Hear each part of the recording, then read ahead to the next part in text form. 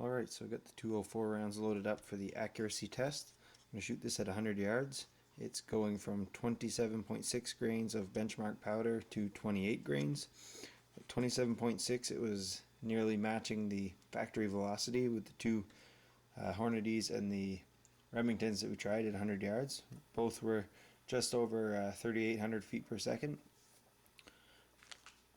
Won't be able to shoot all even 5-shot groups tomorrow on the count of 2 split necks. Split there and this one as well. Now, these are only twice fired Remington brass. It's full length sized. I don't know why it's split. When I noticed them, I measured the casings that weren't loaded. Okay, out here with the 204 Ruger today. We're going to shoot 100 yards for the accuracy test. Might notice I have safety glasses on. That's because the Remington brass have pretty loose primer pockets this time around, so don't want any gas blowing back. That's where the camera quit. And as you can see, still got both eyes. No primers blew out of the pockets. Out of that test, this is the results. Now, 27.7 grains outshot the rest. I'm not ready to give up on this charge weight yet because I'm 99% sure I pulled this one. So keep experimenting with 27.9 once we get the off the lands distance set. So the rest of the test we're going to be doing with 27.7 grains. Maybe wondering why the groups aren't all 5 shots, and the reason for that is some of the necks split on the brass when I tried to seat the bullet. Now these have been full length sized twice, so I'm thinking that's stressing the brass a lot. I've gone ahead and ordered a neck sizing die, but since I started these tests with once fired Remington brass full length sized, I'm going to continue doing that until I get the powder weight and the off the lands distance set, and then we'll move to developing it with a neck sizer. So I've gone ahead and loaded 5 different off the lands distances in 20 thousandths increments. Have to be careful, make sure you don't exceed the maximum length you can have your cartridge inside your magazine. You have to check that. Unless that's not a concern for you, then you can shoot them 1 shot at a time.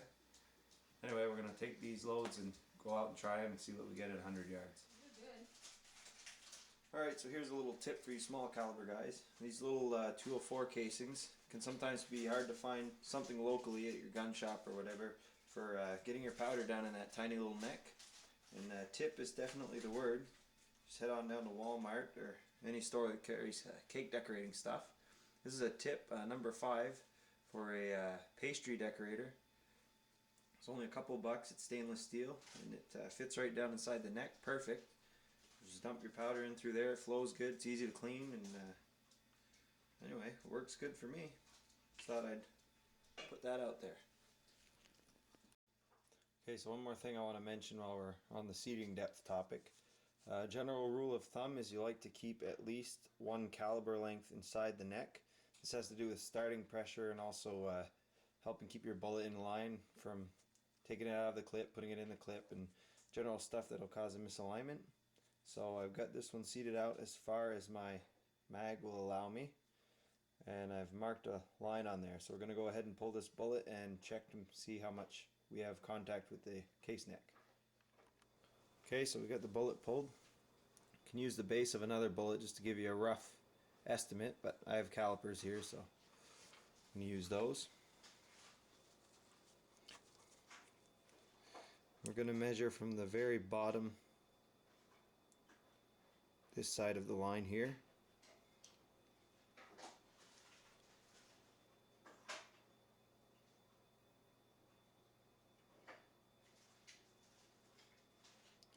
And 207, 204 would be our diameter, so we're good. So we'll get out and try these loads and see which one shoots the best. We're out here at Sawyerville going to do the off the lands testing with the 204 Ruger. You might notice this time I'm shooting off a bag instead of off the bipod, and that's because this Tupperware stock is flexing. It's giving me a lot of trouble with making contact with the barrel, so we're going to try to eliminate that by shooting off the bag here. I'll go ahead and get started.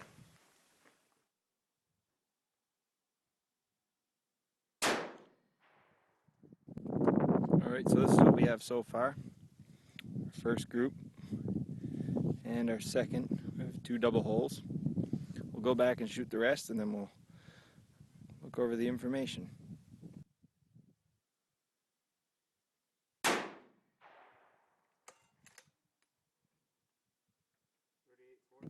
Alright, so this is the group with case overall length of 2.30. There's a double hole here. They're going to call that a flyer or one that I pulled.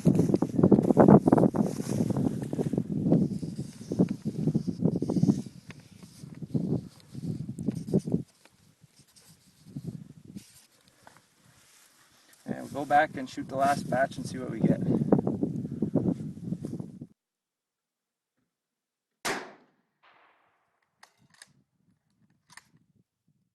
Alright, so that's it for our test today. We shot the last one. Now there's a little bit of mirage, a little bit of wind going on. We shot this at 100 yards like the rest of the tests. And now you can see a pattern here. The closer the bullet's been getting to the lands, the tighter the groups are. So we're going to go ahead and proceed with these two and move on to neck sizing instead of full length sizing. And we're going to try out some Hornady brass also. Alright, so I've measured the target, the group, and I've had some good results. And before we get into that, I'd like to recap on this whole experiment. Now in the beginning, I wanted to see if I could find a factory load that shot well in my rifle, replicate the muzzle velocity and the bullet weight, and obtain the same level of accuracy as the factory loads. Those factory loads being the Hornady 32 grain VMAX. They shot well. I did, however, shoot the test in January. Here's the results. Now with the colder temperatures, as I came to find, they were coming out at 38-18 feet per second, which seemed to be a velocity my gun liked. It shot well. So we matched that with our hand loads. And before shooting the last test, I had another box of those Hornadys. I shot those beforehand, being that it's May, the temperature was hotter. And those surprisingly chronographed at 4,050 feet per second on average, as opposed to the 3,018 in January. Now I can only suspect this is due to the temperature, but that higher muzzle velocity yielded me groups in excess of 2 inches at 100 yards, which is ridiculous. So I went ahead and I shot the hand load test anyway. The benchmark performed great. It was still in that 3,800 feet per second range it was originally, and we'll get to the results of that right now. Here's the target from the shoot. Our best one being this group here, the case overall length measuring 2.3 inches. Now excluding this flyer, the remaining 4-shot group measures 0.422 inches. Now that's pretty decent, I think. There was a little mirage and there was also some wind. I think that caused the left to right deviation. But anyway, we're going to step it up. We're going to go ahead and move to neck sizing as opposed to full length sizing. Try to increase the consistency of our cartridges. I have here a Lyman carbide neck sizer. I'm going to give that a try, as well as some Hornady brass. Now, cartridge aside, we're going to go ahead and glass bed the rifle and free float the barrel.